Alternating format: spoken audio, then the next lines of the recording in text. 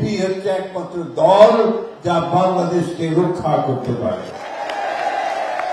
বন্ধুগণ, বিএনপির জন্ম হয়েছিল এমন একটা সময়ে যখন রাজনৈতিক শূন্যতা বিরাজ করছিল।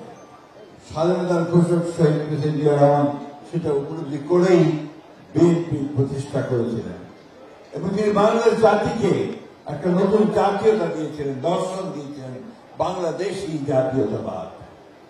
তিনি বাংলাদেশের মানুষের একটা নতুন পথ দেখিয়েছিলেন।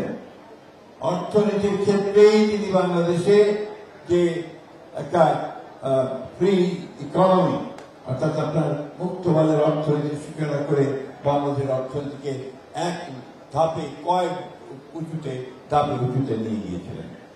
তিনি বাংলাদেশের পলিটিক্সে একটা পূর্ণ পরিবর্তন নিয়ে এসেছিলেন সেই স্বাধীনতার মধ্য দিয়ে, তার বহুদলীয় গণতন্ত্রের মধ্যে দিয়ে। বেগম খালেদা জিয়া বহুদলীয় গণতন্ত্র থেকে পার্লামেন্টারি পলিটিক্স করেছিলেন এবং তিনি প্রথম আমাদের যে কেয়ারটেকার গভর্নমেন্ট সরকার প্রবর্তন করেছিলেন। আজকে আমাদের তারেক রহমান তিনি 31 দফা দিয়ে একদিকে রাজনৈতিক কাঠামো পরিবর্তন রাষ্ট্রের, অন্যদিকে অর্থনৈতিক কাঠামো পরিবর্তন, এই দুটোই তিনি আজকে পথ দেখিয়ে দিয়েছেন আমাদের বন্ধুগণ।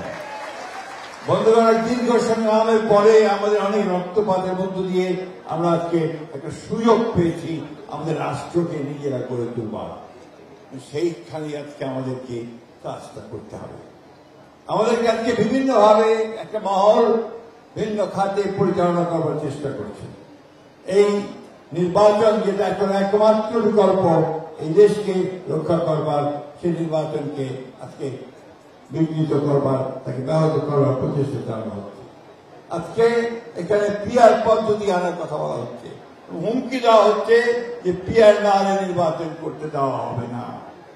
বন্ধুরা, একটা কথা পরিষ্কার করে আমরা এই সরকারকে বলে দিতে চাই খুবই স্পষ্ট ভাবে যে আমরা এই সরকার এখন পর্যন্ত যে সমস্ত সংস্কারগুলো একমত হতে পড়েছে এবং রাজনৈতিক দলগুলো একমত হয়েছে, আমরা সেগুলোর সঙ্গে একমত এবং আমরা অবশ্যই যেভাবে পদ্ধতি হচ্ছে নির্বাচনে আমরা ভোট দিয়ে এসেছি সেইভাবে আমরা ভোট দেব, আমাদের প্রতিনিধি এবং আমাদের পার্লামেন্ট নির্বাচন করব। আরেকটা কথা পরিষ্কার করে জানাতে চাই যে আমরা কারো হুমকিতে মাথা নত করতে বাংলাদেশের মানুষ রাজি নয়। আপনারা নিশ্চয়ই বাংলাদেশে একটা নির্বাচনের মাধ্যমে গণতান্ত্রিক সরকার দেখতে চাচ্ছেন না। তাহলে আজকে আমাদেরকে ঐক্যবদ্ধ হয়ে সেই গণতান্ত্রিক সরকার প্রতিষ্ঠা করবার জন্য আমাদের নেতা জনাব তারেক রহমানের নির্দেশে হাত ধরে আমরা সর্বৈক্যবদ্ধ হয়ে আমরা সেই লক্ষ্যে এগিয়ে যাব। ইনশাআল্লাহ নির্বাচনের মধ্য দিয়ে আমরা জনগণের সরকার প্রতিষ্ঠা করে, বিএনপির সরকার প্রতিষ্ঠা করে আমাদের নেতা তারেক রহমানকে আমরা প্রধানমন্ত্রী নির্বাচিত করতে পারবো এবং বিএনপিকে আবার ক্ষমতায় নিয়ে আসতে পারবো।